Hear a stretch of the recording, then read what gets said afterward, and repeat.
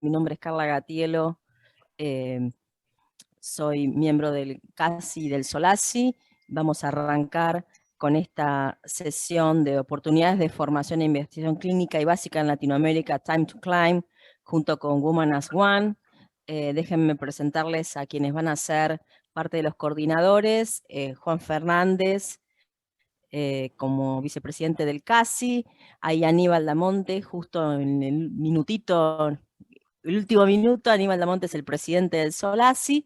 Los tres vamos a compartir esta sesión de 1 hora para hablar de investigación, cosa que no es habitual, y como verán, tenemos mucha gente que les importa la investigación. Hola Aníbal, hola Juan, así con ustedes presentamos al resto de los participantes. Hola Carla, ¿cómo te va? Hola Aníbal. Buenas tardes a todos. En nombre del SOLACI, como presidente de la Sociedad Latinoamericana de Cardiología Intervencionista, en conjunto con el Colegio Argentino de Cardiólogos Intervencionistas, es un gusto estar comoderando con Carla este webinar. Así que bueno, muchas gracias a todos quienes están sumando en este momento. Hola Aníbal. Sí. Hola Carla. Desde ya es un gusto estar junto a ustedes en esta mesa, así que bueno, seguí Carla presentando al resto de los panelistas, si querés. Bueno, tenemos el honor de tener a Roxana Melag con una introducción pregrabada. Después nos va a hablar Erika Siqueiri, que es la Head of Engagement de Women as One, es quien nos va a explicar cómo aplicar a estas becas de investigación de Climb y Climb Research. Y está el doctor Pablo Lamelas, que es médico cardiólogo intervencionista del ICBA, es profesor de epidemiología clínica y es quien está dirigiendo SOLACI Research. Y tenemos al doctor Ignacio Seropian, que también es médico cardiólogo intervencionista, médico de planta del Hospital Italiano, y él es investigador básico del Hospital Italiano acá en Argentina. Y también tenemos panelistas de todas las latitudes. Tenemos a Paulina Cisneros, ex fellow nuestra y muy interesada siempre, es doctora en medicina. Paulina está en Quito. Viviana Manabela está en Córdoba, es cardióloga intervencionista. Muchas gracias por venir. No sé si estás en Córdoba. ¿Dónde estás? Estás en Rosario, perdón. Sanali Paiva, que es de Brasil, es cardióloga intervencionista. Y después tenemos a 3 Climb panelistas, que fueron médicas que hicieron esta iniciativa Climb en los años anteriores, que es González Belinda, Alejandra Vega y Tinajero Shirley. Así que muchas gracias a todas por participar. Y Ana Mollón, perdón, me estoy olvidando de Ana Mollón, que es nuestra cardióloga intervencionista, especialista en periférico acá en Argentina. Creo que no me olvidé de nadie. Vamos a arrancar. Creo que la introducción la va a hacer Roxana con por qué es importante ser parte de Climb. Si querés, Ángel, pasamos con la grabación.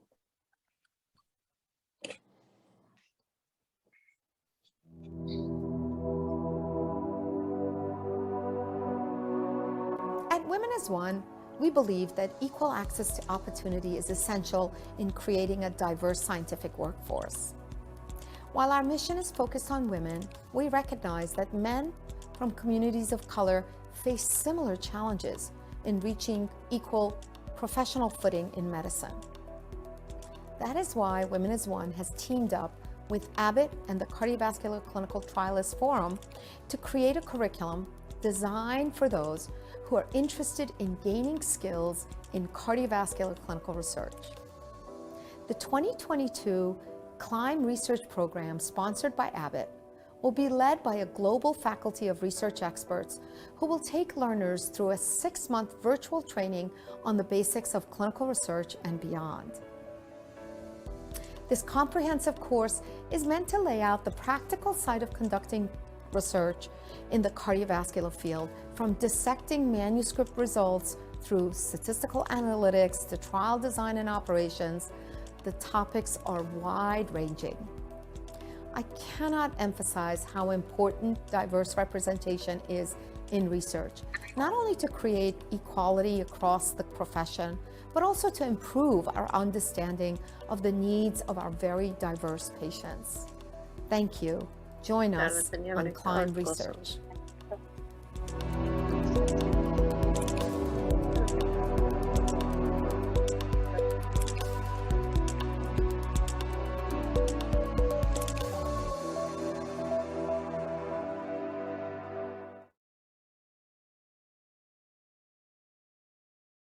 Bueno, un poco la introducción, vamos a hablar un poco en esta primera etapa, disculpen que no va a haber traducción simultánea, pero sí vamos a traducir a Erika Skady.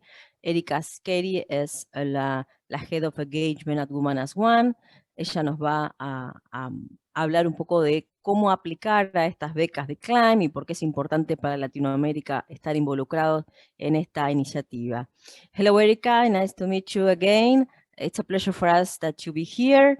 We are going to translate if there are any problem with the specific details about how to apply for the research, CLIMB research initiative this year. So thank you very much to share with us the experience and the how to be part of CLIMB.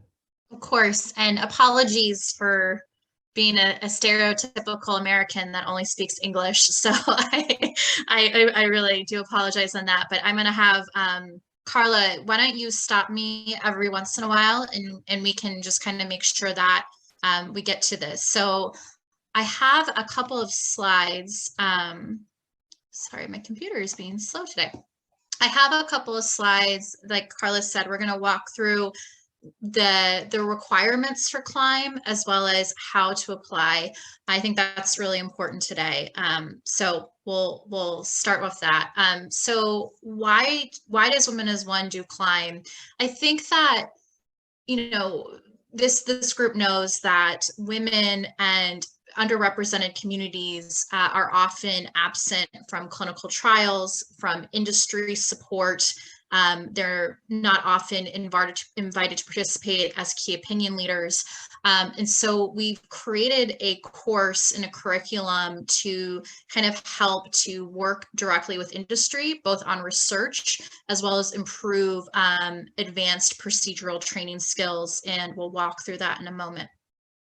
So what is CLIMB? CLIMB is a virtual training program that's focused on developing areas where women as well as underrepresented males are highly underrepresented. We have 2 program directors across 2 learning tracks per topics, and each track meets 1 time a month for 6 months. And industry is involved heavily in the process. And I will send this link in the chat to learn more about the program. And the site itself is translated into both Spanish and Portuguese. So there's 2 tracks with CLIMB. There's our CLIMB clinical track, which would include advanced coronary or coronary 2.0, cardiac EP, pulmonary embolism, peripheral or vascular disease, and then an entire separate track for CLIMB research that would be a basic track and a beyond the basic track. Carla, do you want to translate anything that I said or anything about these 2 tracks now, or do we want to wait a little bit till the end? I think we are going to make some question at the end. Okay, great.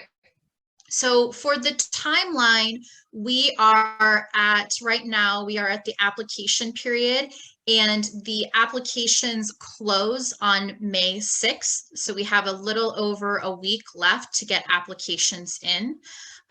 I'm going to walk through who is eligible to apply for CLIMB, because I think, and again, we'll make sure that we get this into translated as well. But for CLIMB Clinical, this is only for women physicians, and for coronary, it is just for interventional cardiologists. Cardiac EP, just for EP, and then peripheral vascular disease would be for interventional cardiologists, as well as interventional radiologists and vascular surgeons and specialists. And then pulmonary embolism, again, interventional radiology, as well as cardiac surgeons and critical care physicians. This is a little bit hard to see at the bottom, but current fellows can apply to both CLIMB Clinical and CLIMB Research, but it is intended for those that are 2 years or more with clinical experience, particularly the advanced coronary track. CLIMB Research is for early career physicians that want to build clinical research skills. And this is open to both men and Black, Native American, and Hispanic male cardiologists, as well as non-binary cardiologists too. It's for any specialty. So you don't need to be an interventional cardiologist. You can be a general cardiologist. You can be a vascular person. It's meant across all stages, though I know that I'm speaking to a lot of interventional cardiologists. And Roxana Moran and Davide Capodanno are the program directors for CLIMB Research.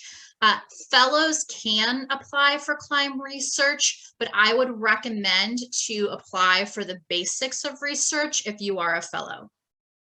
And then the last piece is, okay, this is great. Well, I want to apply. What do I do? In order to apply for CLIMB Research, you must have a Women as One talent directory profile, and you can fill that out at womenasone.org/register. And all you would need to do is have a full profile in the talent directory. And if you already have a profile, you just would need to log in. And then we would need a letter of interest and a letter of recommendation. And that's it. So it's meant to be a pretty seamless process. And we, probably the biggest hurdle is going to be getting that letter of recommendation from an institutional leader. Applications are open till May 6th, and we might extend that date a little bit, but I think try to apply by May 6th. I'm going to pause and let Carla kind of summarize what I just said. And then if we have any questions, we can try to answer them as best as possible. Can I stop sharing my screen? Thank you, Erica. Maybe we can wrap up. I don't know if Pablo or you can wrap up or can wrap up, whatever. La iniciativa CLIMB es una iniciativa que inicialmente fue pensada para las mujeres, para poder hacer una igualdad en las posibilidades de formación. Por eso es que tienen esos puntos de coronario, periférico, embolia de pulmón, etc. Ese programa de CLIMB es dedicado a las mujeres, pero este año está el CLIMB Research, que es básicamente para hombres y mujeres. Pueden ser fellows, pueden ser postresidentes de clínica, con 2 años de clínica, con lo cual amplía mucho más las posibilidades para gente que se está iniciando en investigación. Creo que eso es lo importante y lo que no siempre tenemos posibilidades de tener como acceso a una formación. No sé si alguno quiere hacer algún comentario. Tenemos participantes del CLIMB del año pasado. Si quieren pueden comentar qué les pareció para ustedes la iniciativa CLIMB y qué les aportó esta iniciativa en la formación de sus carreras médicas. No sé si estás, Belinda. Adelante, sí. Si quieren, comento algo. Bueno, muy agradecida de estar aquí con todos ustedes. A mí me encantó estar en CLIMB y yo creo que realmente, así como nació como una oportunidad para las mujeres, realmente lo fue porque en México, por ejemplo, sí tenemos mucha desigualdad en cuanto a oportunidades de profesionales, y se podría decir que lo que me dejó pues fue muchas experiencias.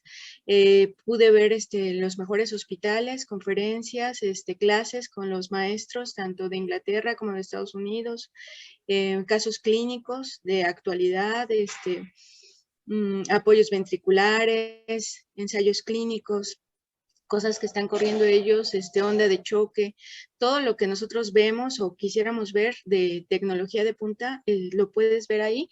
Y bueno, está abierto, es un espacio como cordial y puedes hacer tus preguntas. De hecho, a nosotros al final nos tocó presentar casos clínicos y discutirlos. Entonces yo creo que es una gran oportunidad y ahora que se está abriendo, pues la verdad yo creo que no deberían perderse. Gracias. Shirley, vos también tuviste oportunidad de ser parte de CLIMB. Si quieres decir algo con respecto a esto que dijo Erika y cómo te impactó a vos esta posibilidad de participar en CLIMB el año pasado. Bueno, antes que nada saludar a todos, muy buenas tardes, un abrazo a la distancia, esperando que todos estén bien. Y bueno, pasando esta crisis de COVID y recuperándonos, ¿no? Bueno, el CLIMB 2021 fue una experiencia maravillosa para mí, la verdad, como profesional, como médico, tuve acceso a excelentes profesionales, altísima calidad de sus charlas, altísima calidad de los casos clínicos que vimos, siempre atentos a nuestras preguntas, siempre respondiendo nuestras dudas y sobre todo, déjenme decirle que es un reto también, como nos comentó la colega anterior, al final todos presentamos un caso clínico, era algo opcional, pero los teníamos que presentar.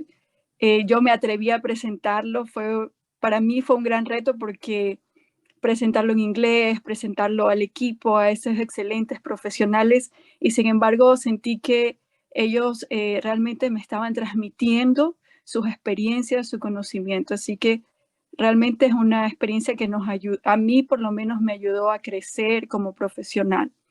Entonces lo recomiendo, creo que no la deben perder, y si tienen la oportunidad, el tiempo de hacerlo, es el momento, no lo dejen pasar. Muchas gracias por la oportunidad. Bueno, buenísimo. No sé si alguna otra Climb del último año quiere decir algo, Ana. Sí, hola, ¿qué tal? Primero, bueno, muchas gracias por la invitación. Coincido en lo que dijeron previamente, creo que es una oportunidad de vincularse con gente con mucha experiencia y ver un poco también el lado B. Ellos te van contando incluso los fracasos, por qué fracasan, y tener en cuenta esa posibilidad que puedes tener una complicación y cómo prevenirla, o las herramientas para prevenirlo, que eso creo que es muy útil.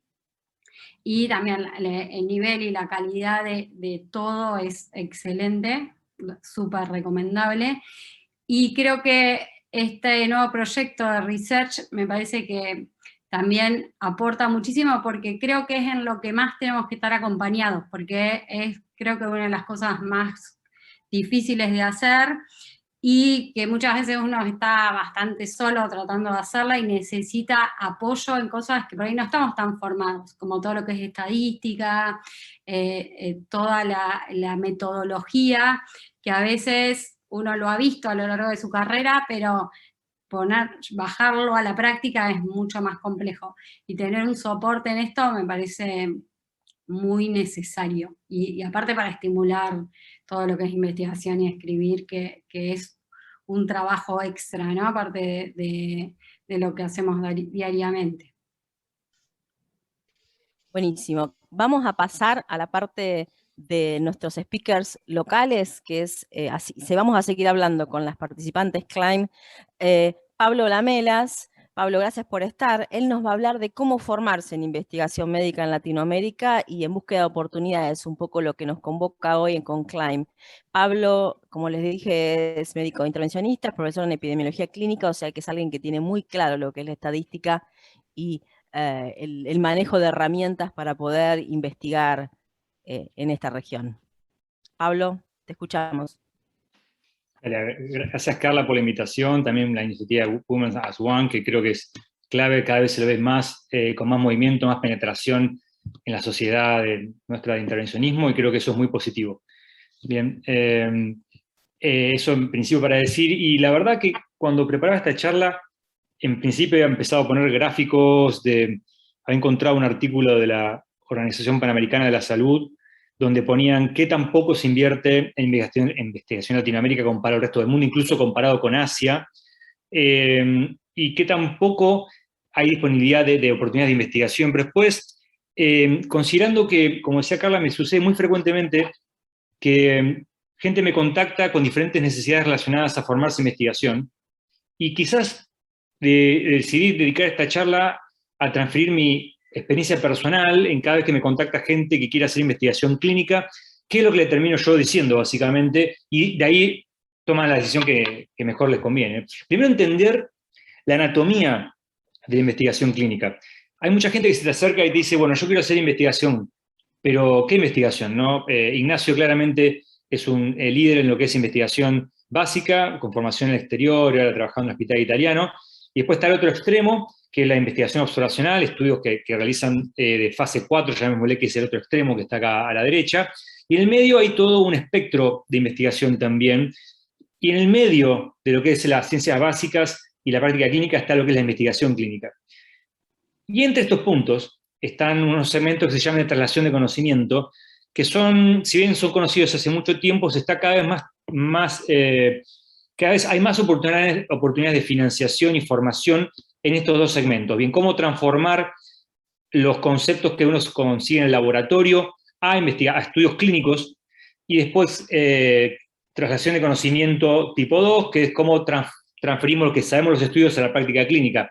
Para darles un ejemplo concreto, el estudio HOP4, por ejemplo, publicado ya hace 2 o 3 años, estudió cómo implementar los manejos de control de hipertensión arterial en comunidades de intermedios ingresos. De hecho, la mitad de la población provenía de Colombia, de urbanos y rurales, y bueno, testeó básicamente diferentes formatos para mejorar el control de la hipertensión arterial con cosas que ya se conocían, tratamientos conocidos, estrategias conocidas por investigación clínica, pero que no se trasladaban bien a la práctica clínica. Por lo tanto, yo ahora voy a focalizar más que nada cuando vienen las personas a preguntarme sobre investigación clínica o investigación en general, yo digo que yo los puedo recomendar básicamente en esta área, ¿no? Lo que es la investigación clínica, los estudios randomizados, los resúmenes de evidencia hasta la práctica clínica. Y esto más que nada, como decía, es lo que generalmente se dedica Ignacio, la investigación clínica. ¿Y por qué? La básica, perdón. ¿Por qué es necesaria la formación en investigación clínica cuando hacemos medicina? Uno perfectamente podría ignorar absolutamente la investigación y dedicarse simplemente a ver pacientes, porque para bien de los pacientes, ya hace más de 50 años, hubo una transición muy lenta pero sostenida y unilateral, unidireccional quise decir, de una medicina basada en expertos donde habitualmente el más experimentado tiene el poder de decisión, y con el advenimiento de la medicina basada en la evidencia se generó una especie de democratización bien de lo que es la práctica clínica. Bien, medicina basada en la evidencia es básicamente cuando uno enfrenta un problema clínico, antes de tomar una decisión, integra la evidencia. Y para integrar la evidencia necesitamos entrenamiento en investigación. Yo puedo decirles que me cansé de estudiar en la Facultad de Medicina canales, cuántos átomos tiene el canal de sodio, pero poco me enseñaron de epidemiología clínica. Y esos déficits se notan después porque, como pasa a muchos de ustedes que están en la audiencia, salen de la universidad con mucha necesidad de hacer investigación, porque probablemente no recibieron esa investigación, ese entrenamiento en la universidad. Y ahora cuando ustedes tienen 5 años practicando medicina en su área, no recuerdan ni la más mínima idea de cuántos átomos conforman los aminoácidos esenciales, y sí tienen deficiencias claras en lo que es interpretación de la evidencia. Un aspecto también que encuentro mucho conflicto, es una forma, no sé si es un mito o qué, pero uno tiende a confundir lo que es la apreciación crítica de los estudios clínicos y lo que es la práctica o incluso generar investigación clínica para hacer medicina basada en la evidencia. Probablemente muchos de ustedes estuvieron en residencias médicas y es muy común hacer el journal club, ¿no? de contarse, a discutir un artículo, y a veces hasta malintencionado, como a ir a destruir el artículo, a encontrar la quinta pata al gato, y eso es un skill que está dentro de lo que se llama apreciación crítica, bien, que interpretar qué tan válido es lo que uno está leyendo y qué tan aplicable es. Bueno, ese es un entrenamiento de investigación que yo lo consideraría relativamente básico, pero ¿saben qué sucede? Que cuando uno, si bien todos necesitamos algún entrenamiento básico de apreciación crítica, cuando uno lo masteriza, uno dice, bueno, yo llegué al tope de entendimiento de esto, se da cuenta que esto quizás no es lo más importante para la práctica clínica. Bien, tampoco para el investigador clínico, porque el investigador clínico que hace trabajos originales lo está generando. Si bien es verdad que uno aprende a criticar algo, lo puede realizar de mejor manera, pero no es lineal, no es necesariamente lo mismo. Por lo tanto, esta es una actitud que mucha gente que me viene a preguntar a mí, Pablo, por ejemplo, ¿qué curso de apreciación crítica me recomendás? Y yo le hago una alerta, mira, está este y el otro. De hecho, yo mismo doy eventualmente con cierta regularidad cursos de este tipo, pero no es lo más vital. Algo de entrenamiento se necesita, pero no hay que basar toda una carrera en cómo entender y luego disecar un artículo, sino esto que es un proceso mucho más complejo que necesita cierto entrenamiento de apreciación crítica, pero las personas necesitan más que nada entender cómo aplicar esa evidencia, cómo integrarla con el cuerpo de la evidencia. Eso va más allá de simplemente cómo evaluar un artículo. Otro mito o aspecto que está también muy arraigado, sobre todo en Latinoamérica, es que dentro de la investigación uno le hace mucho peso a la bioestadística. Les cuento mi anécdota personal. Cuando yo estaba terminando la residencia de cardiología, había aprendido a utilizar software de investigación, de estadística, y hacía correr cualquier tipo de análisis, y me sentía muy orgulloso. Che, puedo hacer todo esto que habitualmente lo hace un estadístico. Y cuando yo fui a hacer a Canadá la maestría de investigación clínica, dije, bueno, si yo ya sé todo esto, imagínense cuando vuelva. Yo me esperaba esto, ¿no? Que del 100% del contenido del programa, la gran mayoría iba a ser cómo hacer un análisis multivariado para evitar la colinearidad y todo ese tipo de cosas. Pero me encontré con esto. De todos los módulos, que eran 5 básicos, uno solo era de bioestadística y era súper básico. ¿Qué quiero decir? El peso que una persona de investigación clínica le tiene que dar cuando uno busca qué programa de investigación voy a gastar mi tiempo, que es muy valioso para entrenarme, debería estar, uno cuando agarra el programa, debería estar más focalizado en la metodología. Bien, no tanto, si bien tenemos que saber qué es un valor de P, cómo interpretarlo, básicamente entender cómo fue el análisis estadístico de un estudio o de un proyecto, el kit de la cuestión está en la metodología. Bien, ¿qué pacientes elijo? ¿Cuál es la intervención de interés? ¿Cómo se hace? ¿Cómo se realizó? ¿Cuál es el comparador? Si es placebo, tratamiento usual. Bien, ¿cuáles son los eventos clínicos? Si incorpora todos los eventos clínicos importantes para el paciente, incluyendo la efectividad y seguridad. Por lo tanto, créanme que del 100% del contenido que tiene que tener un investigador clínico, la gran mayoría es metodología. Yo te voy a ser honesto, sin decir nombres, tuve contacto con líderes a nivel global de investigación clínica, y ni ellos mismos logran entender el 100% de la sección métodos de estudios randomizados recientes. Entienden el 70%, el 30% lo agarran más o menos y tienen que consultarlo a un estadístico, siempre y cuando sea algo absolutamente necesario saber. Por lo tanto, créanme que si bien existe cierta necesidad interna que nace de que uno lee un artículo y quiere entender el 100% del párrafo de métodos, no digo que no sea importante, simplemente que relativo a la importancia de la metodología, subgrupos, bien qué importancia tiene, cuáles son las limitaciones, bien, incluso cómo unir el resto de la evidencia, lo que son los metaanálisis o la revisión sistemática, tiene mucha más implicancia tanto para el investigador como la persona que va a hacer medicina en general. Y a esto me refiero.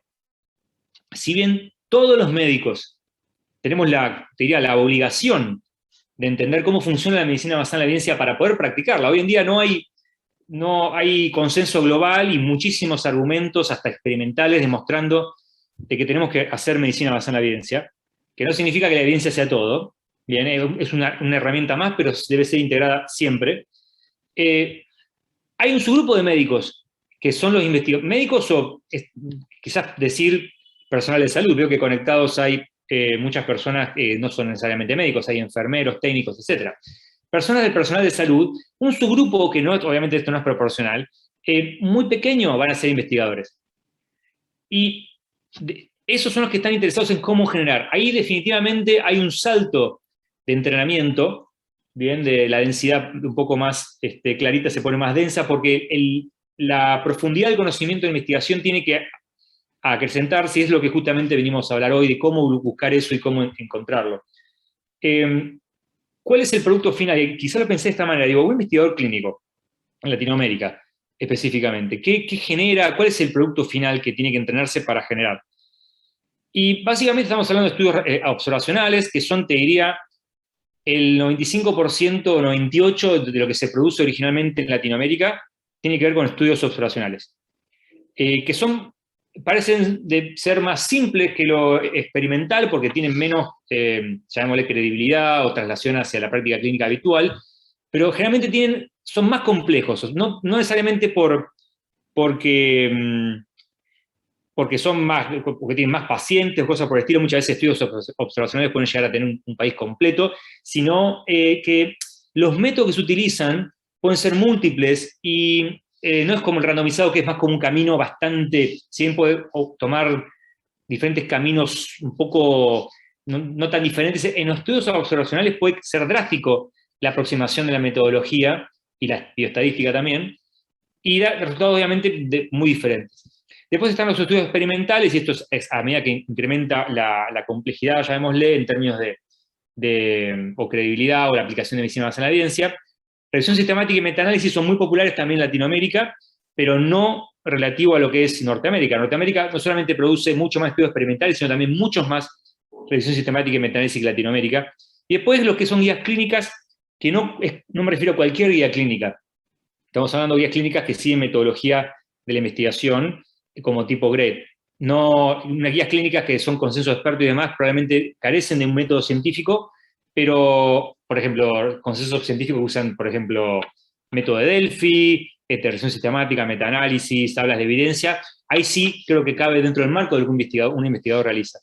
Luego están las revisiones narrativas y opinión, que básicamente no necesariamente requieren entrenamiento en metodología de investigación, y por último editoriales y demás que son generalmente invitados. Y ahora en los últimos minutos me gustaría dedicarme un minuto a hablar sobre las barreras. Uno muchas veces piensa, bueno, yo quiero formarme en investigación clínica. Bueno, tengo que entender primero las barreras para entender dónde tengo que trabajar para conseguirlo. Bien, se me ocurría, ¿no?, en estratificarlos en barreras a nivel sistema y a nivel individual, al individuo que quiera hacer investigación. A nivel sistema tenemos un problema de disponibilidad. Definitivamente, y sobre todo en Latinoamérica, y de hecho está publicado también, hay una baja disponibilidad de cursos de investigación. Bien, hay mucho de lo que es apreciación crítica de la evidencia, pero no de generar investigación. Bien, son cosas que se intercorrelacionan de cierta manera, pero no es lo mismo. Y hay una falta de integración al directorio. De hecho, como le pasaba a Shirley, que ella probablemente no se metió en un directorio de investigación. Bueno, a ver, www.lainvestigaciondelmundoestatodoenestesitio.com y encontró y eligió lo que a ella le gustaba. Son oportunidades como que van surgiendo y no están integradas. Hay múltiples iniciativas, probablemente como Women as One, en términos de lo que es investigación clínica, y muchas que están por venir y no se integran. Pero tampoco es posible. Hoy en día, como está planteado el sistema, no podemos, o lo hace muy poco factible, que se una todo el mundo en investigación clínica, decida cuál es el mejor camino para educar, llegar a consenso en eso, y luego implementarlo y regularizarlo o regularlo de cierta manera, de que no dejar que otros cursos surjan porque este es el estándar y somos nosotros. Es como, sería imposible, pero por otro lado es una barrera, porque una persona se termina enterando o recibiendo oportunidades por una lista de mails, porque le comentó un amigo, y cosas que realmente terminan siendo como a veces azarosas, y obviamente sin poner al azar en cuestión, me refiero a el mérito de cada uno en encontrarlo. A veces hay gente que la suerte la encuentra con más frecuencia que a otros, y no es casualidad, pero no hay un directorio, y eso es una barrera. Y lo otro también tiene que ver con el acceso. Las universidades suelen ser, por ejemplo, el recurso más escaso y también más costoso para formarse en investigación clínica. Para poner números, una maestría hoy en día en Canadá, para un extranjero está entre 15 y 20 mil dólares. Bien, son números que en Latinoamérica dan susto a un sistema norteamericano donde ya la formación en salud es extremadamente costosa. Agregar 20 mil dólares o 15 mil no es algo que se note, pero en Argentina puede significar el sueldo básico de un año, de una familia. Bueno, y luego, en las barreras individuales, tenemos las preferencias. Bien, no todos tenemos las mismas preferencias. Lo que son oportunidades de financiación, que es donde yo generalmente paso más tiempo hablando con los posibles candidatos de investigación. Es un gran problema que justamente Women as One trae como solución, sobre todo para lo que es, mujeres en particular, pero también investigación en general, porque estuvimos escuchando hoy. Pero se necesitan mucho más oportunidades de financiación y saber cómo encontrarlas. Y otro es el lenguaje. Definitivamente puede haber oportunidades muy buenas en Francia, en Italia, pero el lenguaje no será el adecuado. Y mi recomendación es que, como van a formarse en una universidad, un curso y demás, el lenguaje no es un aspecto menor.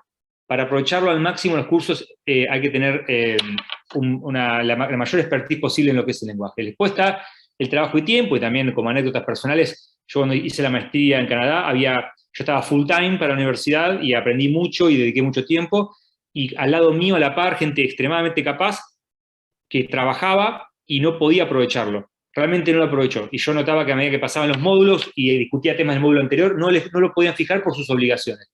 Y por otro lado, y esto afecta también a las mujeres en particular, pero a los hombres también, que el plan de vida y familiar. Bien, hay mujeres y hombres que realizan un plan familiar que es incompatible bien con hacer su formación e investigación. ¿Y qué pasa en Latinoamérica? Es lo mismo, pero escaso. O sea, todas estas barreras que son globales, suceden en todo el mundo, se suma la escasez, que es la palabra que creo que nos diferencia del resto del mundo desarrollado, es que acá todo es escaso. La disponibilidad, la integración del directorio, acceso, preferencia, no hay realmente nada que seamos superiores a las regiones desarrolladas. Y ya terminando, ¿cuáles son las fuentes de formación habituales que uno tiene que consultar? Universidades, fundaciones, ONGs, o como Women's One, organizaciones no asistenciales, instituciones médicas, gobierno, y las oportunidades vienen por ahí. Y por último, como consejos en general, primero que se necesita una búsqueda activa. Es muy difícil que la oportunidad nos venga a nosotros. Los que estemos interesados, o los que estén interesados en investigación clínica, tienen que tener una actitud activa de búsqueda frente a oportunidades. Que puede empezar con cursos, seguirse en una diplomatura, maestría y doctorado. Maestría y doctorado pueden estar conectados. Uno puede empezar maestría y después doctorado. Eso la mayoría de las universidades lo permiten. Luego, con respecto a mentores, yo creo que le aconsejo tener una combinación entre un mentor senior y un mentor de medio carrera. ¿Por qué? El senior te da más visión, te da más de, mira, esto va por acá, esto es lo que tenés que hacer y demás. Son gente que generalmente está terminando su carrera de asistencial, si son médicos o enfermeros o técnicos, o ya están jubilados y se dedican más que nada a la investigación. Y después están los medio carrera, que son aquellos que capaz no tengan la visión del senior, pero estén más al día a día de lo que sucede. Bien, entonces una combinación entre los dos es, creo, lo más importante. Y otra manera, otro consejo es, incluso antes de formarse, intentar enrolarse en lo que son publicaciones propias o de otra gente. Y hacer el rol que sea, leer electrocardiogramas, leer historias clínicas, involucrarse desde lo más básico hasta después terminar su formación, hacer sus propios estudios.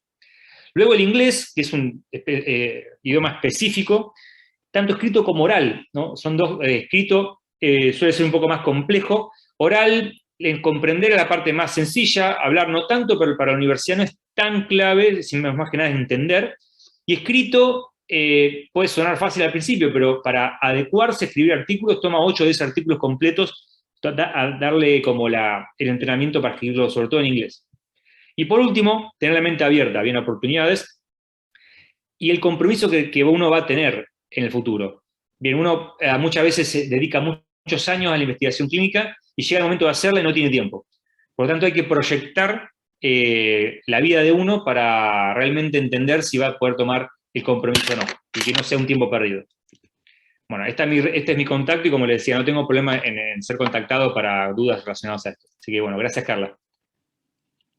Bueno, buenísimo, Pablo. La verdad que hay mucha gente que hasta ahora se está quedando a escucharte y a escucharnos, con lo cual la investigación no se paga, uno no es pagado por el tiempo que le dedica a la investigación, pero evidentemente es una necesidad y una necesidad que no está cubierta en Latinoamérica. Me gustaría un poco saber otras latitudes antes de pasar a Nacho. La tengo por ahí a Paulina, que está en Ecuador. Me gustaría saber, Paulina, de todo lo que mencionó Pablo, a vos, ¿qué es lo que te sorprendió o cómo haces vos en Ecuador para investigar, sabiendo que esto no es tan sencillo y no es tan accesible?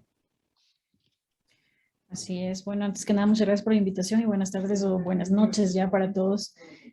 Sí, Carla, realmente ha sido un poco complejo. Sí, concuerdo mucho con el doctor Lamelas, incluso participé en uno de los cursos donde usted también estuvo y he tratado de que antes que nada, irnos preparando, porque lo que dijo el doctor es una realidad, es decir, nosotros salimos con una formación en la que por más que demos investigación, introducción a la investigación, etcétera, etcétera, la parte de bioestadística, hacer una buena lectura crítica, determinar bien la medicina basada en la evidencia, imagínense, nosotros tenemos que ver hasta legislación legal, o sea, realmente tenemos legislación médica, perdón, entonces hay muchos temas que uno no los da y uno tiene que profundizar y perfeccionar, entonces te obligan a que hagas cursos en otras universidades, en mi caso me tocó hacer así, y actualmente igual estoy inscrita en una especialidad igual de investigación, es decir, uno tiene que mejorar, profundizar y poder después hacer una investigación de calidad, porque esa es la otra, ¿no? O sea, nosotros también hacemos investigación y muchas veces no es quizás la de calidad o no sabemos aplicar, como dijo el doctor, bueno, y que yo aplico, o sea, necesito una buena metodología.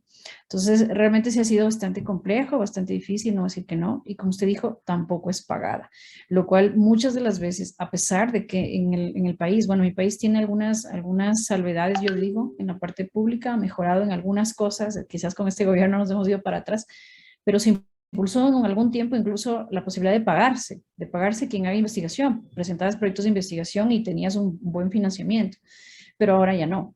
Entonces yo creo que esta es una problemática a nivel latinoamericano, donde no te pagan por hacer investigación, lo haces prácticamente porque tú lo has decidido hacer y porque necesitas hacerlo, porque entendemos que la publicación como profesional es importante, es parte de la formación y obviamente te permite a ti mismo en tu país conocer la casuística de tu país, la tecnología de tu país, es decir, determinar mucho mejor lo que tú tienes, ¿no? Entonces sí, realmente ha sido complejo.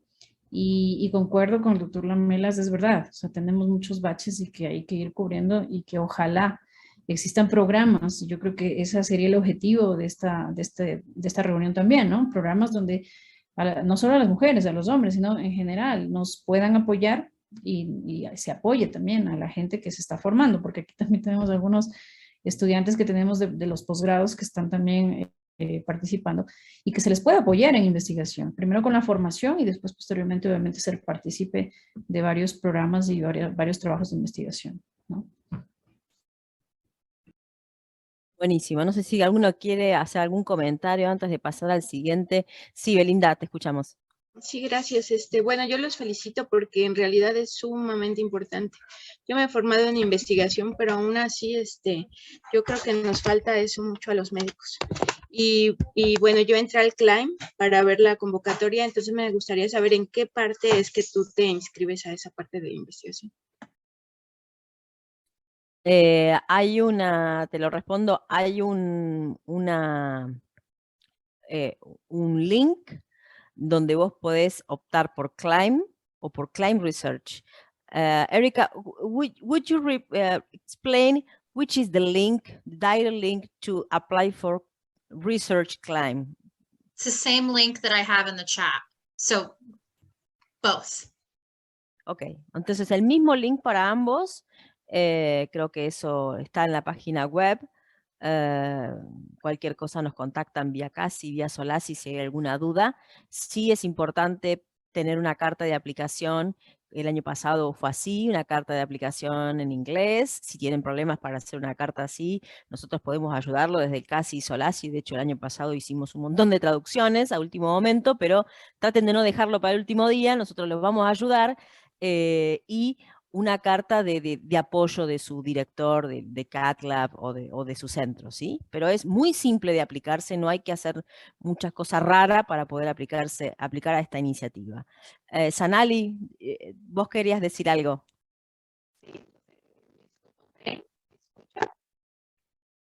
Medio mal te escuchamos, capaz que es la conexión. No sé si Ana, ¿tenés alguna pregunta con respecto a esto? ¿Tuviste alguna?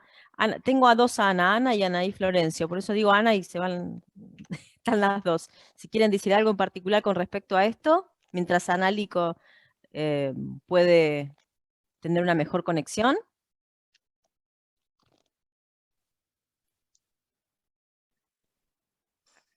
Estás muteada, Ana. Sim, é que meu fone de ouvido está pouco ruim. Então, Aí sim.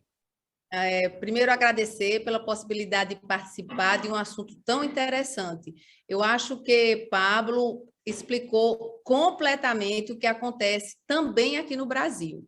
É muito importante, no meu entendimento, que nós, médicos, quer sejamos intervencionistas, qualquer especialidade, tenhamos em mente que pesquisa clínica é um grande oceano azul de oportunidade para trabalho médico.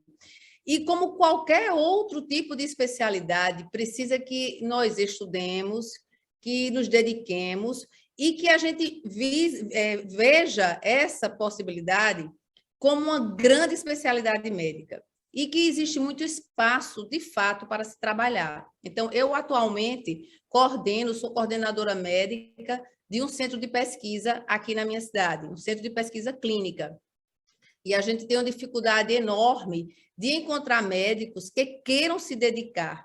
E é uma atividade remunerada. E também é um negócio. Para que você faça pesquisa clínica com seriedade, exige muita dedicação, como o Pablo bem colocou. Então, essa iniciativa do Women as One, no Climb for Research, eu acho que é fantástica.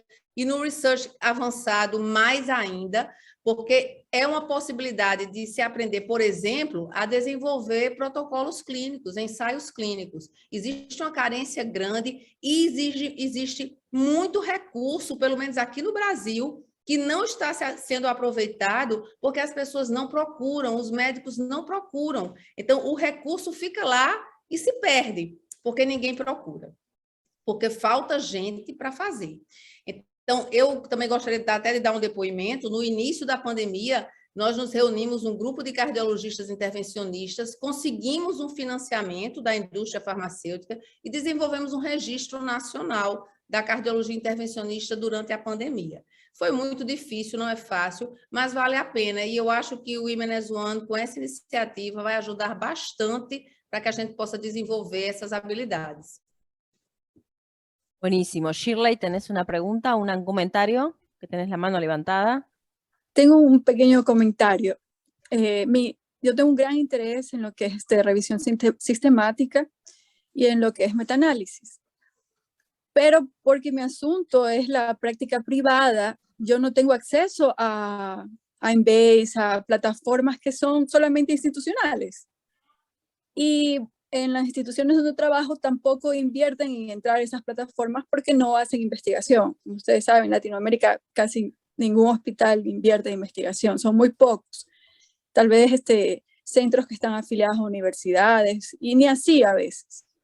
Entonces yo quisiera saber si hay alguna iniciativa que me pudiera ayudar en esa área, o sea, para que yo pueda tener acceso, porque de nada sirve desenvolver una idea, probarla en plataformas que no son pagadas, pensar que es una buena idea, pero a la hora de que me toca ya consolidar datos, encontrar más artículos, no puedo, o sea, ya estoy frustrada, se acabó mi idea. Entonces no sé si existe alguna iniciativa que ustedes conozcan en la que me pueda apoyar para hacer metaanálisis o revisiones sistemáticas. Por ahí Pablo tiene un poco algo de respuesta a esto con Solasi Research, Pablo. Bueno, a ver, es cierto, si uno quiere hacer una búsqueda, llamémosle state of the art, de revisión sistemática, necesita tener acceso a OVID. OVID es pago. Las universidades extranjeras suelen tenerlo. Las universidades latinoamericanas generalmente la regla es que no. Eventualmente alguien tiene acceso. Es un problema. O sea, cómo hacer la búsqueda. Lo que uno puede paliar es decir, bueno, hago solamente Medline, pero Medline por PubMed me refiero, no por OVID. Pero el tema es que uno pierde lo que es Embase, que Embase sí, el acceso a Embase sí tiene que estar cubierto económicamente. Hay ciertos estudios demostrando que en ciertas áreas Embase no suma mucho, lo cual es probablemente yo estoy de acuerdo, pero no con respecto a Medline no, solo, en ciertas áreas, pero es verdad que para hacer una completa debería incluirlo. A que yo esté al tanto, no hay iniciativas para hacerlo abierto a Embase. Medline, mi recomendación es que utilice PubMed. Y eventualmente, bueno, hablando de Solasi Research, lo que Aníbal también está presente, hemos discutido para los centros que participan en Solasi Research, en proyectos, darle el beneficio de acceder a los artículos, bien por diferentes plataformas para acceso a artículos, pero no es la búsqueda. O sea, tenés un problema de la búsqueda y otro cómo bajar los archivos. La verdad que, bueno, no voy a mencionar sitios web que uno puede bajar artículos gratis cuando en realidad no se debería, pero bueno, a ver, el futuro es que la investigación sea acceso libre.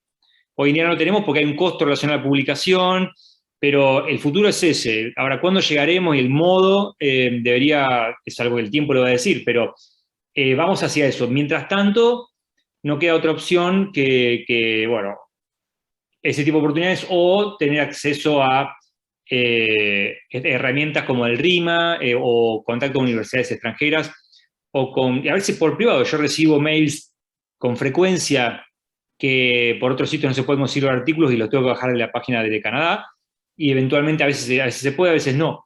Entonces, tampoco yo tengo acceso al 100% de los artículos en el momento, por más que tenga a una librería muy grande. Pero, insisto, que yo esté al tanto, no hay iniciativas actuales para hacer libre acceso a Embase. Hay una iniciativa, y con eso termino, por ejemplo, de INARI, para países de no altos ingresos, pero cuando yo apliqué de Argentina me dijeron que no, que Argentina, bueno, no ingresa por una razón que no se comprende. Argentina es claramente por el World Bank, es un upper middle, no es una... Pero en un tema, yo los contacté personalmente hace 2 años, y me dijeron que no aplica, pero Hinari tiene para otros países de Latinoamérica probablemente, lo que tienen que hacer es enviar un mail a Hinari se escribe, ahí pongo en internet, Hinari, en el Google, perdón, en el chat. Bueno, ahora lo pego, bueno, ahora lo pego en un minutito al sitio web y lo pego, y pueden hacer una aplicación desde su país, de su centro de salud, sin fines de lucro, o sea, una fundación, pueden hacer una aplicación para que Hinari sea abierto. Hinari es una herramienta que utiliza la Organización Mundial de la Salud, pero para países no altos de ingresos. Bien, bueno, ahí yo la comparto por mail y eso es lo único que se me ocurre. No sé si alguien más quiere aportar algo. Buenísimo. Mientras vamos, yo sé que hay 2 manos levantadas, pero sostengan las preguntas. Vamos a avanzar sobre research básica, así después cerramos con todas las preguntas que surgen de este tema.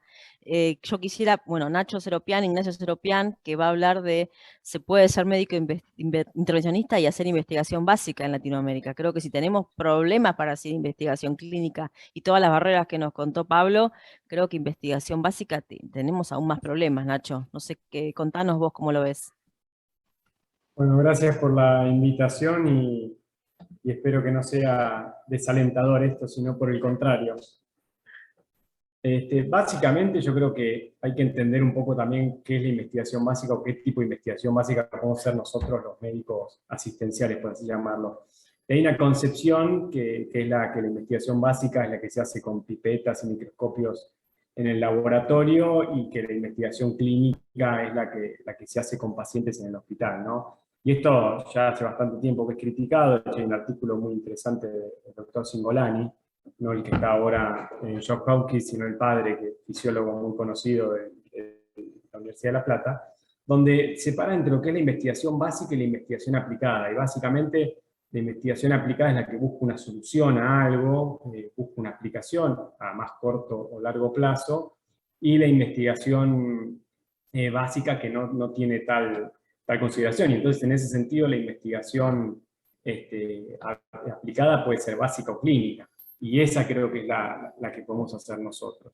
Y esto creo que ya lo abordó Pablo bastante bien. O sea, cuál es la importancia de que los médicos hagan investigación, de cualquier tipo, y aplica esto un poco para la investigación. Ignacio, no estamos viendo la pantalla inicial. Poné presentación grande, así.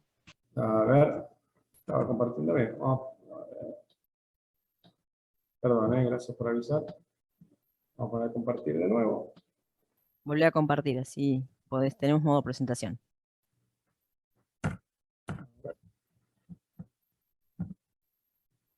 ¿Ahí lo ven en modo presentación?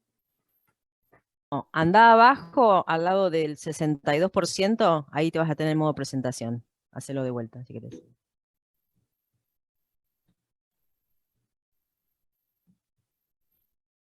Yo ahí estoy en modo presentación. Toca al lado del 62%, a ver si te vuelve a modo presentación. Si no, anda arriba. Anda presentación con diapositivas arriba, si no, al lado de animaciones. Presentación con diapositiva, ahí está. ¿Ahí lo ven? Sigue siendo chiquito, bueno, pero bueno, si querés, subí el porcentaje, así lo podemos ver mejor. Lo pongo acá y voy a compartir ahora ya. Ahí lo puse en presentación directo. A ver. ¿Ahí está mejor? Ahí está perfecto. Ok.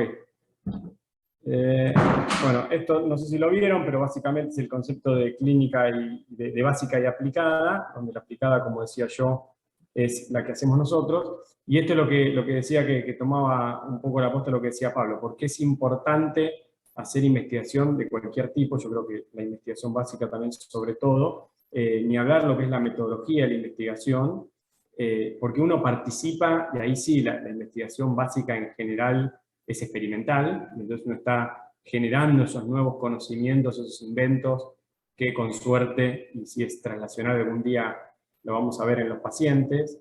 Creo que también aporta obviamente a lo que es la lectura crítica de cualquier trabajo de investigación, y fundamentalmente los grupos de investigación básica son en general multidisciplinarios, ¿no? Y esto es simplemente un ejemplo de hace unos años, yo era más joven, donde en uno de los laboratorios, yo era un médico recién recibido, había un estudiante de biología, o de lo que sería el college, un biólogo, que es el que se encarga de la parte de biología molecular, un médico que toda su vida hizo investigación básica, o sea, no hacía asistencialismo, un cardiólogo que venía de ver pacientes y un farmacéutico, o sea, con otra formación. Y todos nosotros teníamos las reuniones donde cada uno explicaba su parte y tenía que poder transmitir ese conocimiento para que lo entiendan todos de las distintas disciplinas. Y eso creo que es una de las cosas más importantes que tiene la investigación básica. Y después creo que no hay duda que lo mismo aplica para la investigación en general, pero para la investigación básica, incluso aunque sea contraintuitivo, la importancia de que los médicos asistenciales, o sea, los médicos que trabajamos con pacientes, que vemos pacientes, seamos los que después generamos estos estudios experimentales. Y el profesor De Nicola, un médico muy reconocido, director de IBIME, que es un instituto fundado por Pusey, yo lo conocí en la Facultad de Medicina y siempre decía, en ese momento no había tanto biotecnólogo, bioingeniero, decía, para un laboratorio, para clonar una célula, y lo mejor son los biólogos moleculares, realmente manejan muy bien eso. Para hacer un estudio de Western blot, cuantificar una proteína, los bioquímicos son los que tienen la técnica más refinada, son muy prolijos. Pero para dirigir un laboratorio de investigación y para darse cuenta para qué sirve esa proteína que estoy viendo en el Western blot, o ese cultivo celular que tenemos en la campana, es la importancia del médico. Y si el médico hace asistencialismo, es el que más va a poder enfocar esas investigaciones hacia problemas que realmente son relevantes. Simplemente una anécdota, yo me encontré hace mucho con un compañero de la facultad, biólogo, y me contó entusiasmadísimo su línea de investigación, ahora no recuerdo el detalle, pero era sobre un potencial de una enfermedad extremadamente poco prevalente. Y nosotros como cardiólogos intervencionistas, quizás vemos que estando con la patología, digamos, la primera causa de muerte en el mundo, es muy importante que podamos llevar estos conceptos al laboratorio y que podamos generar esos nuevos tratamientos porque los pacientes lo necesitan. Y en la historia de la medicina está lleno de casos, como el de Fleming, que más allá de lo fortuito del descubrimiento de la penicilina, se puso a investigar causas, digamos, tratamientos para los antibióticos después de ver un paciente que falleció de sepsis. Y Sidney Farber, que conoció al Instituto Oncológico, al ver chicos que fallecían de leucemia, fue cuando ese fue el disparador para ir a empezar a buscar nuevos tratamientos. Entonces, nosotros en la Argentina estamos muy acostumbrados a que se hable de la grieta, hay una grieta política, que no vamos a entrar en detalles, pero hay una grieta también en investigación, y esto lo vemos desde la facultad, ¿no? La Facultad de Medicina, las currículas más viejas, por suerte ahora está cambiando, tienen 3 años de investigación básica, donde los profesores son, en el mejor de los casos, médicos, pero que se dedicaron toda su vida a investigación básica, forman parte de un laboratorio, están financiados por lo que es el CONICET, que es, digamos, la Agencia Nacional de Promoción Científica, y no ven pacientes, no pisan hospitales, y del otro lado estamos los médicos que estamos en los hospitales, que hacemos consultorios, hacemos intervenciones, y hay una falta de conexión que por suerte hace varios años se empezó a apuntar a esto, y esto creo que es lo más, al menos apasionante para mí, y el mejor foco de un médico que hace asistencialismo y que quiere hacer investigación, que es la investigación translacional. Y este es el famoso from bench to bedside y from bedside to bench, o sea, encuentro el problema en la cama del paciente, eso es un disparador para ver el protocolo, probablemente lo pruebe en la mesa de laboratorio, obtengo un nuevo tratamiento, obtengo un nuevo mecanismo patológico, lo compruebo y lo traslado al paciente. Y este es, creo yo, el futuro de la investigación médica ejercida por médicos, y cada vez más instituciones dentro de los establecimientos asistenciales tratan de acercar a los investigadores para un poco tratar de solventar esta grieta. un poco cuál fue mi camino, cómo llega uno a ser un médico cardiólogo intervencionista que hace investigación básica. Bueno, yo empecé en la Facultad de Medicina, cuando era estudiante de tercer año, participé en uno de estos laboratorios formados por médicos que no hacen asistencialismo. Germán González fue mi primer mentor y actualmente es mi director de tesis. Y lo que trabajamos era el modelo de conejos de infarto agudo de miocardio, básicamente tapar la arteria descendente anterior y probamos distintos tratamientos. Y uno de mis roles como estudiante era analizar esto que ven acá abajo, que son, para los hemodinamistas va a sonar conocido, que son las curvas presión-tiempo. Es una curva de función intraventricular, y nosotros básicamente medíamos la presión de fin de diástole para ver cuán rígido estaba ese ventrículo, la derivada, la más de PDT, el tau, el T1 medio, un montón de índices que los hemodinamistas con más años de experiencia lo han usado mucho en la práctica clínica, ahora de a poco han dejado de usarse, y este era un modelo muy fisiológico que incluso a mí personalmente me ayudó para terminar de elegir la especialidad. Y esto también permite formar parte de un laboratorio, tener lo que fueron para mí mis primeros contactos con los congresos científicos, con las asociaciones científicas. Hay una asociación local de la Universidad de Buenos Aires, que después se hizo a nivel nacional y que está a nivel latinoamericano, esto es solo para estudiantes de medicina, y uno podía presentar los trabajos en un congreso y mostrar los resultados, exponerse frente a pares y frente a investigadores, lo cual iba enriqueciendo mucho la experiencia. Después de recibido de médico, estuve un año en la Virginia Commonwealth University, y ahí el modelo experimental que usamos es el modelo ratones. El modelo ratones es el más usado porque es más barato y porque permite tener modificaciones genéticas. Entonces, en vez de dar una droga que puede ser muy cara, que bloquea cierto receptor, existen los ratones que no expresan el receptor y se reproducen normalmente, y entonces compara ahí los resultados.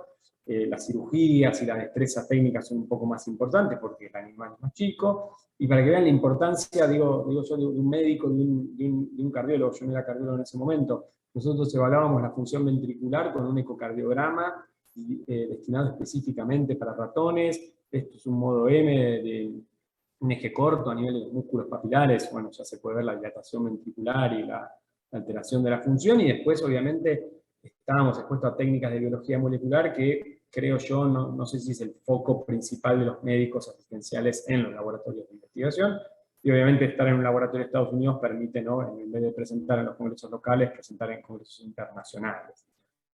Y después tuve la suerte de poder venir acá al Hospital Italiano, donde la investigación siempre fue un pilar fundamental, y la investigación básica también, y de hecho la residencia de hemodinamia justamente cuenta con el primer año de investigación, a veces básica, a veces clínica, a veces un poco las dos, en Estados Unidos, con algunos de los modelos que mostré, y con trabajos clínicos, pilotos de fase 3 o fase 2, y fomentando obviamente la participación de congresos, y como decía Pablo, de que los trabajos que uno hace que se terminen escribiendo y que se terminen presentando. Sobre todo en Argentina creo que hay una disociación entre lo que son los trabajos de congreso y las publicaciones full text. Es algo en lo que hay que trabajar, que esa relación como mucho sea 3-1 y que no sean muchos abstract y poco trabajo original. Y obviamente cuando un hospital o alguna técnica en particular no lo tiene, se hacen colaboraciones con centros de investigación. Yo actualmente algunas cosas experimentales en mi tesis estoy haciendo en otro bioterio, y lo más importante para mí, que son las líneas de investigación propias, básicas, que tiene el Hospital Italiano para desarrollar, que una de las más importantes, y creo yo que es un lujo poder contar con eso, es que en el hospital de la sede de San Justo contamos con una, comillas, sala de hemodinamia, un equipo de angiografía, que está exclusivamente para animales de experimentación. Nosotros tenemos ya bastante experiencia en el modelo de implante de stent en la aorta de conejo, que como se ve acá, incluso en uno de los proyectos llegó al desarrollo de unos anillos coronarios de alta fuerza radial para lesiones con mucho recoil. Podemos hacerle IBUS a los conejos, incluso en algún momento para que generen mayor aterosclerosis, embolizamos las arterias renales. Esto todo hecho con ese equipo angiográfico, y una vez que uno, por ejemplo, implanta un stent en la aorta del conejo, eso después se extrae, tiene que ser cortado con técnicas especiales y no puede medir en forma histológica. Esto es uno de los trabajos, incluso fue la tesis doctoral de uno de los médicos, sobre la simetría y la simetría. Y algo con lo cual no les puedo mostrar todavía muchas fotos, pero estamos trabajando muy activamente, es en modelos animales más grandes, puntualmente porcino, para otros tipos de prótesis que quizás requieren de animales más grandes, sobre todo lo que es cardiopatía estructural, que quizás el conejo es demasiado chico para eso. Y también podemos contar, nosotros acá en el hospital, una unidad ejecutora del CONICET que se llama a los centros de investigación, que es el Instituto de Medicina Transnacional e Ingeniería Biomédica, donde, por ejemplo, pusimos a punto un modelo que se parece bastante a lo que hacemos en hemodinamia, que es el modelo de restenosis después de la lesión endotelial. Entonces, lo que se ve en esa foto es un ratón, la cabeza estaría para abajo, esta es la tráquea, donde se ve la arteria carótida de derecha instrumentada, y se avanza una cuerda coronaria o un tubo, eso genera una denudación endotelial, y después eso genera que histológicamente la arteria normal, que ustedes conocen con un endotelio y una capa muscular muy finita, genera una hiperplasia de células musculares lisas, anárquicas, que es lo que se ve en la foto de la derecha. Y después, para un poco también considerar que no toda investigación básica necesita animales de experimentación, de hecho la tendencia es cada vez tratar de usar la menor cantidad de animales posible y que estos animales sean de la especie menos evolucionada posible. Este es un proyecto que hicimos en conjunto con el Sistema Nacional de Microscopios, en el cual sometíamos a distintos stents a diversas interacciones, raspamiento, pasar la cuerda por el medio y demás, y cuando los mirábamos con microscopía electrónica veíamos que el polímero que lleva la droga sufría un montón de daño, y bueno, eso potencialmente podría tener una implicancia sobre la liberación de la droga y eventualmente la restenosis. Entonces, cuando uno habla de investigación básica en cardiología intervencionista, como todo en la vida, yo creo que hay ventajas y desventajas. La principal ventaja es que estamos haciendo, digamos, investigación sobre la principal causa de muerte. O sea, no estamos investigando, estamos investigando algo que si llega a los pacientes va a cambiar la vida de mucha gente, y ese creo que es el objetivo final de toda investigación. La otra es que la cardiología intervencionista per se tiene un montón de subespecialidades y no todas están tan avanzadas. Yo creo que el campo coronario está un poco más avanzado, el campo de la trombosis está un poco menos, la cardiopatía estructural valvular, dependiendo qué válvula, está más avanzada o menos avanzada, el campo periférico, la neoangiogénesis, son un montón de aristas en las cuales uno puede encontrar oportunidades para meterse en investigación básica. Y la otra, que creo que hay que decirlo, es que al ser una industria que genera muchísimas divisas y que es una industria multimillonaria, hay mucho interés de las empresas por generar nuevos conocimientos. Entonces hay que aprovechar este interés para traducirlo en líneas de investigación y en nuevos aportes al conocimiento, que algunos serán avances y otros serán prototipos o modelos que quedarán obsoletos. Y también al existir un marco regulatorio que le obliga a las industrias a, antes de hacer un first in man o aprobar, poder tener muchos estudios preclínicos, esto también hace un nicho para que grandes dispositivos o dispositivos que se piensan comercializar en no tan largo plazo puedan ser un nicho para realizar estudios de investigación básica. Y las desventajas son que son dispositivos muy caros, entonces si uno conoce los subsidios de investigación, tanto de fundaciones como los de la Agencia Nacional de Ciencia y Técnica, no sé, si uno empieza a implantar prótesis con 10 animales se gastó todo el subsidio, no tiene para hacer más nada.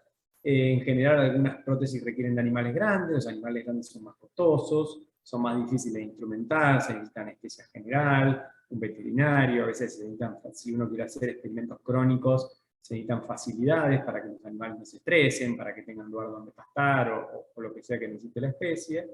Como dije, son costosas y en general requieren de una destreza manual, sobre todo lo que quiero decir es la hemodinamia o la cardiología intervencionista es una destreza manual. Entonces, cuanto más tiempo uno pasa en el laboratorio de investigación, se puede considerar que menos tiempo pasa en la sala de hemodinamia y que eso juega en detrimento. Yo creo que hay cierto amesetamiento de algunas de las prácticas, que no es lo mismo alguien que está empezando en su formación que alguien que ya tiene varios años, y que justamente lo más difícil es encontrar este equilibrio entre el tiempo que uno puede, le permite dedicar a investigación, y el tiempo que uno pasa en la práctica para la cual nos formamos y la cual hacemos todos los días asistiendo a los pacientes. Entonces, por último, creo que contestar a la pregunta si se puede ser médico intervencionista y hacer investigación básica en Latinoamérica, sí se puede, definitivamente se puede.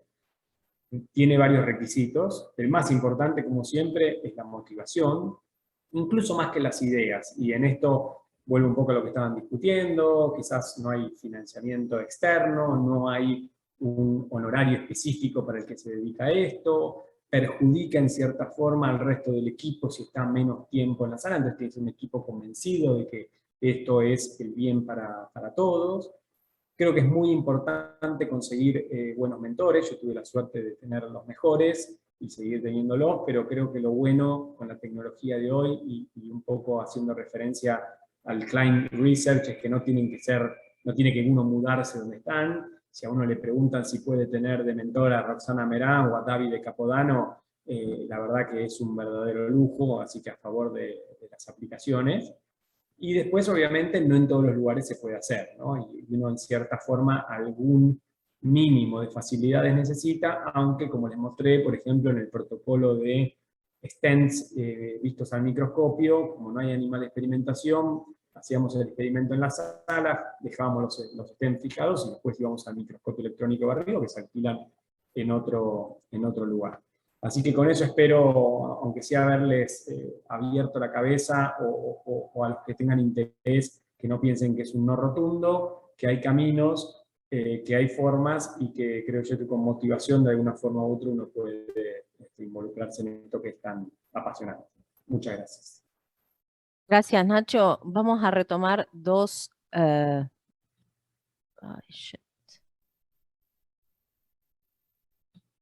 Vamos a retomar a dos que tenían la mano levantada, Viviana y Anaí, un poco para retomar sus preguntas. Si las tienen, las pueden hacer ahora.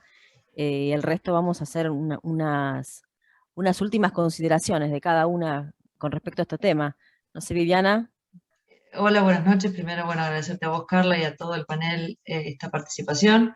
Creo que tanto Ana como yo nos dedicamos bastante a lo que es cardiología intervencionista periférica y nos entregamos bastante a eso, pero las dos sabemos de la dificultad de pasar esto como la posta a los cardiólogos clínicos y a los médicos en general, como para cambiar el paradigma y que todos los pacientes arteriales periféricos no vayan, a los pies diabéticos, no vayan como, digamos, directo a los cirujanos vasculares, para lo cual necesitamos muchísima investigación, muchísima medicina basada en la evidencia para demostrarles a ellos que nuestra cardiología intervencionista es igual o más útil que una cirugía y que podemos ayudar mucho más a los pacientes desde nuestro lugar. Por lo tanto, creo que me parece importante este research que presentaron como para hacer un puente entre los que vamos a aplicar o los que quisieran aplicar, para después la industria se interese en la cardiología, en la cardioangiología intervencionista o en la angiología intervencionista periférica y poder hacer camino y seguir mostrando que nuestra especialización en abrir arterias periféricas es muy importante y salva no solo piernas, sino vidas también. Creo que ese sería un buen eslabón de una cadena, hacer primero investigación para que la industria se siga interesando en esta subespecialidad dentro de la especialización de cardiología intervencionista, ¿no? Ese era mi aporte. Buenísimo. Anaí, ¿querías decir algo? No sé si tenés la mano levantada. Hola, ahí estás. Sí. Sí. Hola, buenas noches, ¿cómo están todos? Nada, primeramente agradecerle a vos, Carla, a todo el panel. Se escucha muy bajito, ¿eh? Perdón, agradecer, ¿me escuchan? Sí. ¿Ahora? Sí. No, primeramente, buenas noches a todos, agradecer a vos, Carla, y a todo el panel por la participación, digamos, y la difusión de lo que es Women as One. Yo tuve la experiencia el año pasado de participar del CLIMB, y la verdad que fue una experiencia muy buena. Ahora mi pregunta era si con Climate Research va a ser la misma dinámica de lo que fue la participación en los cursos desde el año pasado, y si en cierta forma importaría o no que nuestros centros donde estamos actualmente tengan, o sea, participen en investigación activa, porque nosotros básicamente en mi centro no lo tenemos, pero queremos iniciar en eso, y si es algo fundamental, digamos, que nuestros centros donde estamos tengan la parte de investigación. En mi caso sería de hemodinamia, digamos. Esa era mi pregunta, mi duda. Buenísimo. Creo que contesto cortito porque estamos cerrando. El CLIME, si ustedes participaron el año pasado, pueden volver a participar en otro módulo y pueden participar en CLIME Research, aun cuando su centro no esté activamente trabajando en investigación. La idea que es formar nuevos investigadores desde lo básico, o sea, desde bien beginners, o sea que no hay necesidad de ser un investigador ni muy experto. Como dijo Nacho, hay todo un recorrido para ser un investigador más experimentado, pero se empieza por algo, y creo que la accesibilidad que da Climb Research y Climb y con Women as One no hay que perderla. No sé, Aníbal, si querés hacer algún comentario final, y tengo por ahí a Juan, no sé si lo perdí a Juan, pero como para ir redondeando y agradecerles a todos la participación de este webinar. Creo que sostener esta audiencia y hablar de una investigación en este horario habla muy bien de Latinoamérica, más allá de las dificultades que tenemos en poder investigar. Gracias, bueno, Carla, por darme la oportunidad de expresar desde el punto de vista de una sociedad científica, en este caso Solasi, la importancia que tiene estimular la investigación clínica. Creo que en este webinar, por un lado, se presentó muy claramente la oportunidad de postularse para este programa de CLIME para la educación en investigación clínica de las mujeres intervencionistas en Latinoamérica. Pero como sociedad científica yo no puedo dejar de mencionar que durante la gestión anterior de comisión directiva, en la cual tuve oportunidad de acompañar al doctor José Mangione, él como presidente y yo como vicepresidente, se creó el área de investigación llamada Solasi Research, a cargo de la cual está Pablo, que bueno, dio una presentación muy buena con respecto a cómo educarse en investigación clínica. Bueno, Ignacio también hizo una presentación excelente, cómo siendo un cardiólogo intervencionista uno puede desarrollar también investigación básica, pero quiero enfatizar eso. El área de investigación de Solasi está disponible no solamente para quienes están ahora participando activamente ya en los registros de bifurcaciones coronarias y en los registros de intervencionismo vascular periférica. Está disponible para que intervencionistas mujeres, integrantes del grupo 1000, e intervencionistas varones recurramos a ese nuevo capítulo de Solasi para completar nuestra educación en investigación, para volcar nuestras inquietudes, y sin dudas es la responsabilidad de la sociedad, igual que el CASI, en brindar estas oportunidades. Así que estoy muy contento del éxito que ha tenido este webinar. Felicitaciones, Carla, por organizarlo. Gracias a Klein, gracias a Women as One por hacer este webinario posible. Ale, cortito tu comentario, si no te dejo con la mano levantada. Bueno, hola, muchas gracias por la invitación. No, lo que yo quería decir, igual de todas formas era cortito, era por un lado agradecer por haber formado parte del Climb 2021 y poder haber tenido la posibilidad de aprender de todas las técnicas, de todas las clases, tanto de la parte científica que nos mostraron, como también de los errores que se cometen y para poder evitarlos, pero también la parte de poder ver otras realidades de compañeras de Roma, Estados Unidos, de Bangladesh, de España, de Reino Unido, y poder ver las igualdades y las desigualdades que aún hoy en la actualidad las mujeres seguimos teniendo, poder compartir las experiencias que nos pasaron y siguen pasando, y poder ver que también a pesar de tener desigualdades se puede hacer las mismas técnicas, los mismos procedimientos, y poder llegar también al mismo objetivo. Era solamente Bueno, eso, y poder agradecer la oportunidad. Muchísimas gracias a todos. Erica, thank you very much for your time to be here. So just let's time to climb. Vamos a aplicar al climb las máximas que podamos y estimular en nuestros centros a poder unirse a esta iniciativa. Gracias a todos por la participación y buenas noches.